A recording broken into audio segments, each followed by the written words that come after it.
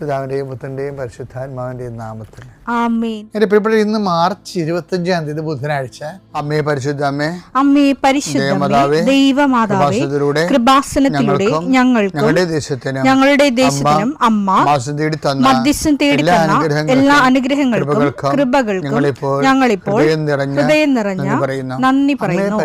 അമ്മേ പരിശുദ്ധമേ, ദൈവമാതാവേ, 2004 ഡിസംബർ 7 ഉച്ചകഴിഞ്ഞ് 2:30 കൃപാസനത്തിൽ സംഭവിച്ച അമ്മയുടെ പ്രത്യക്ഷപ്പെടലിനെ കുറിച്ച് തിരുസഭയ്ക്ക് സമർപ്പിച്ചിരിക്കുന്ന പഠനരേഖകളുടെ മേൽ സഭാത്മകമായ പഠനം ആരംഭിക്കുവാൻ ഞങ്ങൾ പ്രാർത്ഥിക്കുന്നു.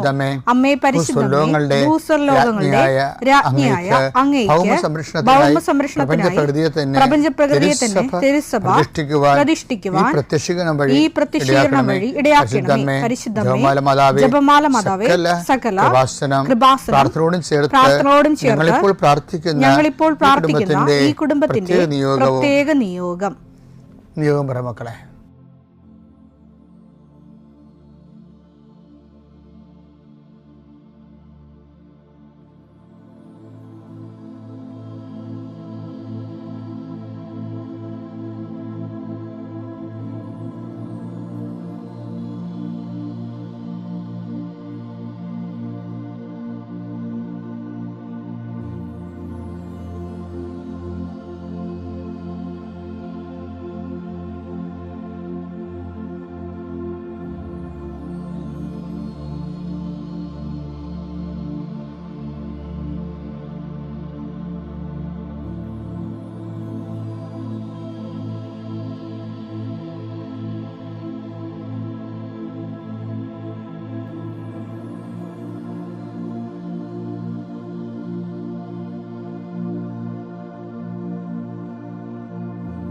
അമ്മയുടെ പ്രത്യക്ഷീകരണത്തിന്റെ ഈ അനുഗ്രഹവേളയിൽ ഞങ്ങൾക്ക് സാധിച്ചു തരുവാൻ കനിയണമേ.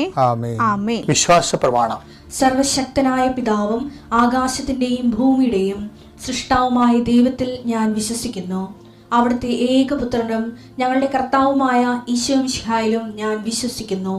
ഈ പുത്രൻ പരിശുദ്ധാത്മാവിനാൽ ഗർഭസ്ഥനായി കന്യകാമറിയത്തിൽ നിന്ന് പിറന്ന് പൊന്തിയോസ് പീലാത്തോസിന്റെ കാലത്ത് പീഡകൾ സഹിച്ച് കുരിശിൽ തറയ്ക്കപ്പെട്ട് മരിച്ച് അടക്കപ്പെട്ട് പാതാളങ്ങളിൽ ഇറങ്ങി മരിച്ചവരുടെ ഇടയിൽ നിന്ന് 3-ാം നാൾ ഉയർത്ത് സ്വർഗത്തിലേക്ക് എഴുന്നള്ളി സർവശക്തിയുള്ള പിതാവായ ദൈവത്തിന്റെ വലതുഭാഗത്തിരിക്കുന്നു. അവിടെ നിന്ന് ജീവിക്കുന്നവരെയും മരിച്ചവരെയും വിധിക്കുവാൻ വരുമെന്നും ഞാൻ വിശ്വസിക്കുന്നു. പരിശുദ്ധാത്മാവിലും ഞാൻ വിശ്വസിക്കുന്നു. വിശുദ്ധ കത്തോലിക്കാ സഭയിലും പുണ്യവാന്മാരുടെ ഐക്യത്തിലും പാപങ്ങളുടെ മോചനത്തിലും ശരീരത്തിന്റെ ഉയർപ്പിലും നിത്യമായ ജീവിതത്തിലും ഞാൻ വിശ്വസിക്കുന്നു. ആമേൻ. സ്വർഗ്ഗസ്ഥനായ ഞങ്ങളുടെ പിതാവേ, അങ്ങയുടെ നാമം പൂജിതമാകണമേ. അങ്ങയുടെ രാജ്യം വരണമേ.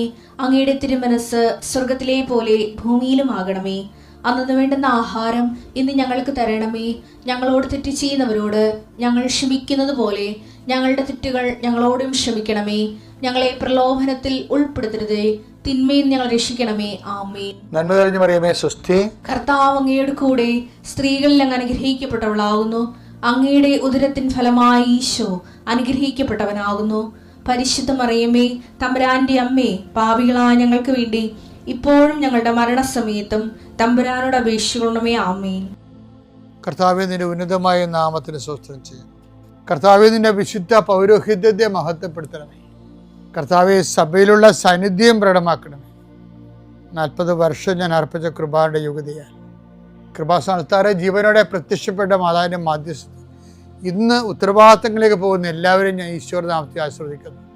ജോലി, വീട്, വിവാഹം, ബാങ്ക്, പരീക്ഷ, പഠനം, ഇൻ്റർവ്യൂ, സ്ഥലമെടുപ്പ്, സ്ഥലം അളവ്, വീട് വെക്കൽ, അപേക്ഷ കൊടുക്കൽ, ഇങ്ങനെ ആശുപത്രി പോക്ക്, ടെസ്റ്റ്, അതുപോലെ തന്നെ ബയോപ്സി, ഇങ്ങനെ എന്തെല്ലാം കാര്യങ്ങൾക്ക് വേണ്ടി നിൻ്റെ ദൈവപദം നീ പോകുന്നുവോ, come with you wherever you go. നീ എവിടെ പോയാലും നിൻ്റെ കൂടെ ഞാൻ ഉണ്ടായിരിക്കും. നല്ല കർത്താവിൻ്റെ വാഗ്ദാന പ്രകാരം സഞ്ചാരി മാതാവ് സമയത്തിൻ്റെ അധികാരി നിൻ്റെ കൂടെ വരികയും നിൻ്റെ ഉദ്ദേശ ലക്ഷ്യങ്ങളെ ആശീർവദിക്കുകയും നിൻ്റെ നീ അറിയാത്ത അവിചാരിതമായ അപകടങ്ങൾ, ആകസ്മിക സങ്കടങ്ങളിൽ നിന്ന് കർത്താവ് നിൻ്റെ യാത്രയുടെ ലക്ഷ്യത്തെയും സംരക്ഷിക്കട്ടെ.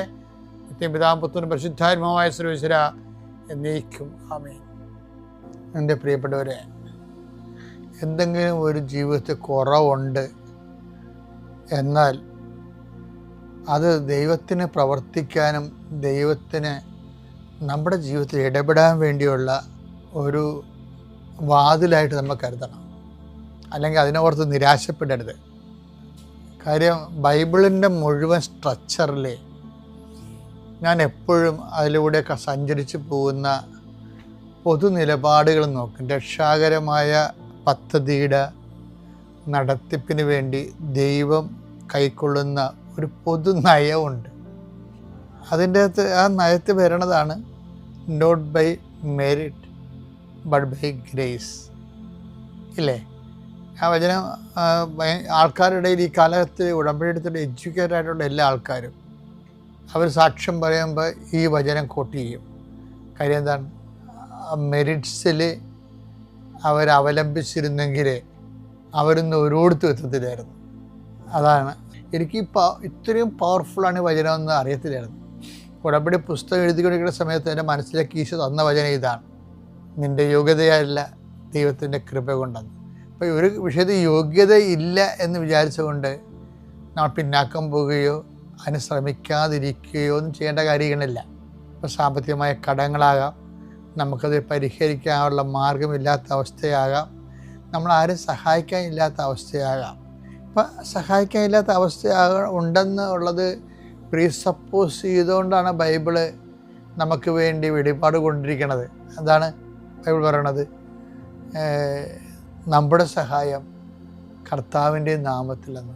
സങ്കീർത്തനം 121:1-2 വാക്യങ്ങൾ. പർവ്വതങ്ങളിലേക്ക് ഞാൻ കണ്ണുകൾ ഉയർത്തുന്നു. പർവ്വതങ്ങളിലേക്ക് ഞാൻ കണ്ണുകൾ ഉയർത്തുന്നു. എനിക്ക് സഹായം എവിടെ നിന്ന് വരും? എനിക്ക് സഹായം എവിടെ നിന്ന് വരും? എനിക്ക് സഹായം കർത്താവിൽ നിന്ന് വരുന്നു. എനിക്ക് സഹായം കർത്താവിൽ നിന്ന്. ആകാശവും ഭൂമിയും സൃഷ്ടിച്ച കർത്താവിൽ നിന്ന്. ആകാശം ഭൂമിയും സൃഷ്ടിച്ച കർത്താവിൽ നിന്ന്. അപ്പം സഹായം എന്നുള്ള വിഷയം ഉടമ്പടി എപ്പോഴും നോക്കണത് ഈ ദൈവത്തിൽ നിന്ന് ലഭിക്കാൻ സാധ്യതയുള്ള സഹായത്തെയാണ് ഉടമ്പടി ഉന്നം വെക്കുന്നത്.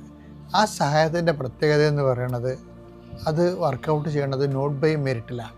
എങ്ങനെയാ വെച്ചാൽ നമ്മുടെ ഉടമ്പടിയുടെ പ്രഖ്യാപിത അടിസ്ഥാന വചനം ഉണ്ടല്ലോ, അതായത് Ephesians 2:8 വിശ്വാസം വഴി കൃപയാലാണ് നിങ്ങൾ രക്ഷിക്കപ്പെട്ടത്.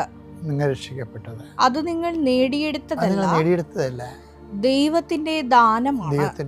അപ്പം ഇത് നേടിയെടുക്കണത് കൊണ്ട് അതാണ് മെറിറ്റ്സ് എന്ന് പറയുന്നത്. നമ്മൾ പഠിച്ച് റാങ്ക് വാങ്ങിക്കത്തില്ല, അത് മെറിറ്റ്സാണ്. കഴിഞ്ഞ ദിവസങ്ങളിൽ ഒരു മോളെൻ്റെ അടുത്ത് വന്നതിൻ്റെ വെച്ചാൽ ഞാൻ സെക്കൻഡ് റാങ്കാണ്. സെക്കൻഡ് റാങ്ക് എൻ്റെ ഫസ്റ്റ് റാങ്കാൻ പറ്റുകയാണ്, ഞാൻ വിഷയം മറന്നുപോയി. പക്ഷേ എനിക്ക് ജോലി കിട്ടിയിട്ടില്ല. PSC ലിസ്റ്റിൽ ഫസ്റ്റ് റാങ്കുകാരത്തിയാണ്, എനിക്ക് ജോലി കിട്ടിയിട്ടില്ല. അതല്ല പ്രശ്നം, ഇപ്പം ലിസ്റ്റ് ക്യാൻസലാകാൻ പോകുന്നുവെന്ന്. അപ്പോൾ ഈ ലിസ്റ്റ് ഈ ഇലക്ഷനിൽ പുതിയ ഇലക്ഷൻ എടുത്ത് മന്ത്രിസഭ വരുന്ന മുമ്പ് തന്നെ അതിനെ കാലഹരണപ്പെട്ടു പോകും. അപ്പോൾ മെറിറ്റ്സിൻ്റെ പ്രശ്നമാണ്. അപ്പോൾ നമ്മളൊരു മെറിറ്റ്സിലാണ്. ഇപ്പോൾ റാങ്ക് എന്ന് പറയുന്നത് മെറിറ്റ്സ് അല്ലേ? അപ്പം മെറിറ്റ് ഉണ്ടെങ്കിലും ചില സമയത്ത് നമ്മുടെ യോഗ്യതകൾ കാലഹരണപ്പെടാം.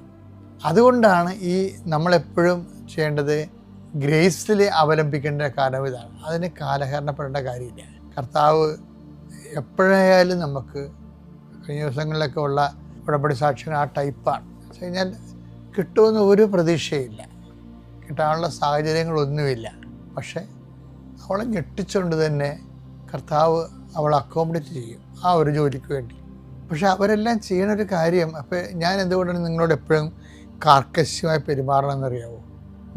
എനിക്ക് എപ്പോഴും നിങ്ങളോട് പറയാനുള്ളത്, നിങ്ങൾ ഈ കൊച്ചു കാര്യങ്ങൾ അല്ലെങ്കിൽ നിങ്ങൾക്ക് ചെയ്യാൻ പറ്റുന്ന കാര്യങ്ങൾ നിങ്ങൾ ഉടമ്പടി വെക്കരുത്. വെച്ച് കഴിഞ്ഞാൽ ഉള്ളൊരു കുഴപ്പമെന്ന് വെച്ച് കഴിഞ്ഞാൽ നിങ്ങളെ വിചാരിക്കും, അത് കുറച്ച് നമ്മൾ പരിശ്രമിക്കേണ്ടി വരും, അപ്പോൾ ശ്രമിച്ചാൽ കിട്ടാവുന്നതേ ഉള്ളൂ. അങ്ങനെ മെറിറ്റിൽ ഉള്ള കാര്യങ്ങളാണത്. അപ്പം അങ്ങനെ വരുമ്പോൾ മിക്കവാറും അത് പരിശ്രമിച്ചാലും കിട്ടാതെ വരും. എന്താ കാര്യം?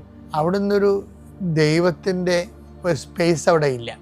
ദൈവത്തിൻ്റെ സ്പേസ് ഇപ്പം നമ്മൾ ഓരോരുത്തരെയൊക്കെ ഈ യുദ്ധത്തിൽ ഓരോരുത്തർ മരിക്കുമ്പോൾ എലിമിനേറ്റർ എന്ന് എഴുതി കാണിക്കത്തില്ലേ? പലപ്പോഴും നമ്മുടെ ജീവിതത്തിൽ ഇങ്ങനെ ദൈവത്തിൻ്റെ സ്പേസ് പലപ്പോഴും നമ്മൾ തന്നെ എലിമിനേറ്റ് ആയി കളയും, വൈപ്പ് ഔട്ട് ചെയ്ത് കളയും. അപ്പോൾ അതുകൊണ്ടാണ് പലപ്പോഴും ഉടമ്പടിയിൽ താമസം വരണത്. നിങ്ങളൊരു വിഷയം ഒരു വിശ്വാസത്തിൽ ഞാൻ പലപ്പോഴും ചെയ്യണത്, ഉടമ്പടിയിൽ എപ്പോഴും എല്ലാവർക്കും ഉടമ്പടി എടുക്കാൻ പറ്റത്തില്ലല്ലോ. സത്യസന്ധമായിട്ടുള്ള ആൾക്കാർക്ക് മാത്രമേ വിശ്വാസം ഉണ്ടായാൽ മാത്രം പോരാ, ആ വിശ്വാസം സത്യസന്ധമായിരിക്കണം. സത്യസന്ധമായ ആൾക്കാർക്ക് മാത്രമേ ഉടമ്പടി എടുക്കാൻ പറ്റത്തുള്ളൂ. ചില ആൾക്കാരിങ്ങനെ ഫ്രോഡ് ആയിട്ടുള്ള ആൾക്കാരുണ്ടാകും, അവരിങ്ങനെ ദൈവത്തെ ടെസ്റ്റ് ചെയ്ത് നോക്കും. അവർ ചുമ്മാ ടെസ്റ്റ് ചെയ്ത് അവർ തന്നെ വീണ്ടും അവതാളത്തിലാക്കിയുള്ളൂ. മറിച്ച് ചില ആൾക്കാർ തങ്ങളുടെ സത്യസന്ധതയോട് തന്നെ ഉടമ്പടിയിൽ മാക്സിമം ഇൻവെസ്റ്റ് ചെയ്യും. അപ്പോൾ അവരുടെ വിശ്വാസം സത്യമാണെന്ന് കണ്ടാൽ ദൈവം അവരെ സഹായിക്കും. അതുകൊണ്ട് ഇപ്പോഴും നമ്മൾ ശ്രദ്ധിക്കേണ്ടത്, ജപ്തി നടപടിയായാലും അല്ലെങ്കിൽ മകൻ്റെ വിസ പുതുക്കി കിട്ടാത്ത വിഷയമായാലും, നിങ്ങൾക്ക് ഇൻ്റർവ്യൂവിന് നിങ്ങൾ തോറ്റുപോയ വിസ ഇൻ്റർവ്യൂ തോറ്റുപോയ വിഷയമായാലും നിങ്ങൾ മനസ്സ് മടിക്കരുത്. നിങ്ങൾക്ക് എപ്പോഴും ഉള്ള ഒരു പ്രശ്നമാണിത്. എന്തെങ്കിലും ഒരു ഈടറവ് വന്നാൽ ഉടനെ മനസ്സ് മടുത്തിട്ട്, മനസ്സ് മടുക്കുമ്പോൾ എന്ത് പറ്റും? പ്രാർത്ഥന നിങ്ങളെ കുറക്കും. പിന്നെ എന്ത് ചെയ്യും? പ്രാർത്ഥനയോടുകൂടി നമ്മൾ ചെയ്യുന്ന ഉപവിപ്രവർത്തനങ്ങളെ കുറക്കും. പിന്നെ പ്രേക്ഷിത പ്രവർത്തനം കുറക്കും. അപ്പോൾ ഇത് ഇങ്ങനെ അത് ഓട്ടോമാറ്റിക്കായിട്ട് കുറയണതാണ്. എന്തെങ്കിലും ഒരു പരാജയം തട്ട് കിട്ടിക്കഴിയുമ്പോൾ ഇത് ഓട്ടോമാറ്റിക്കായിട്ട് കുറയാം. പക്ഷേ നമ്മൾ തട്ട് കിട്ടിക്കഴിയുമ്പോൾ നിങ്ങൾ ജാഗ്രതയുള്ളവരാകണം. എന്ന് വെച്ച് കഴിഞ്ഞാൽ ഒരു കാരണവശാലും പ്രേക്ഷിത പ്രവർത്തനം കുറക്കുകയോ, അത് ഈ ഒരു പ്രത്യേകിച്ച് പരാജയ കാലഘട്ടങ്ങളിലേ ഒരിക്കലും നിങ്ങൾ പ്രേക്ഷിത പ്രവർത്തനം കുറക്കരുത്. പരാജയ കാലഘട്ടങ്ങളിൽ ഒരിക്കലും നിങ്ങൾ ദൈവത്തോടുള്ള ഉപവിപ്രവർത്തനങ്ങൾ കുറക്കരുത്. അങ്ങനെ കുറക്കാതെ വരുമ്പോൾ ദൈവം നിങ്ങളുടെ വിശ്വാസത്തെ സത്യവിശ്വാസമായിട്ടെടുക്കും. കാര്യം അല്ലെങ്കിൽ നമുക്ക് വേറെ തിരിച്ചു പറയാനാണെങ്കിൽ, ഈ നിങ്ങളുടെ വിശ്വാസം സത്യവിശ്വാസമാണെന്നറിയണത് പരാജയ കാലഘട്ടങ്ങളാണ്, വിജയകാലഘട്ടങ്ങളല്ല. ഇനി നിർഭാഗ്യവശാൽ 50% മനുഷ്യരും പരാജയ കാലഘട്ടത്തിൽ എടുക്കുന്ന തീരുമാനം കാരണം വീണ്ടും പരാജയപ്പെട്ടു പോണത് കാണാം. അവിടെയാണ് ബുദ്ധി വേണമെന്ന് പറയുന്നതിൻ്റെ കാരണം. ദൈവമായിട്ട് ഡീല് ചെയ്യുന്നതിന് നമുക്ക് സ്നേഹം മാത്രം പോരാ, ബുദ്ധി കൂടി വേണം. ദൈവമായിട്ട് ഡീല് ചെയ്യുന്നതിനെല്ലാം ഒരു ബുദ്ധി വേണം. അപ്പോൾ എന്താ കാര്യം വെച്ച് കഴിഞ്ഞാൽ, ഈശോ പറഞ്ഞിട്ടുണ്ട്, ഗോപുരം പണിയാൻ പോകുമ്പോൾ ഈ മനുഷ്യൻ പണി ആരംഭിച്ചു, പക്ഷേ ഒക്കെ പൂർത്തിയാക്കാൻ കഴിഞ്ഞില്ല. അതുപോലെയാണ് ദൈവമായിട്ടുള്ള ഡീലും അങ്ങനെയാണ്. ആൾക്കാർ ദൈവമായിട്ടൊക്കെ പ്രാർത്ഥിക്കാനൊക്കെ തുടങ്ങും, അല്ലെങ്കിൽ ദൈവമായിട്ട് വിശുദ്ധിയോടെ ജീവിക്കാൻ തുടങ്ങും, അല്ലെങ്കിൽ ദൈവമായിട്ട് സാക്ഷ്യപ്പെട്ട ജീവിതം തുടങ്ങും. പക്ഷേ ഇവർക്ക് പൂർത്തിയാക്കാൻ കഴിഞ്ഞില്ല. അപ്പോൾ ഫോഷനായ മനുഷ്യനെന്നാണ് വിളിക്കുന്നത്. ഉടമ്പടി തന്നെ എടുത്തിട്ട് നിങ്ങൾക്കത് പൂർത്തിയാക്കാൻ കഴിയുന്നില്ലെങ്കിൽ ദൈവം അത് കാറ്റഗറൈസ് ചെയ്യണത് നിങ്ങളെ ഫോഷനായ മനുഷ്യനാണ്. അപ്പം നിങ്ങളെ പുതുക്കുമ്പോഴും ഈ നിങ്ങളുടെ ആ ഗ്രേഡ് എപ്പോഴും നോക്കണം. ഗ്രൗണ്ട് നമ്മൾ ചേഞ്ച് ചെയ്യണം. പിതാവിൻ്റെയും പുത്രൻ്റെയും പരിശുദ്ധാത്മാവിൻ്റെ നാമത്തിൽ.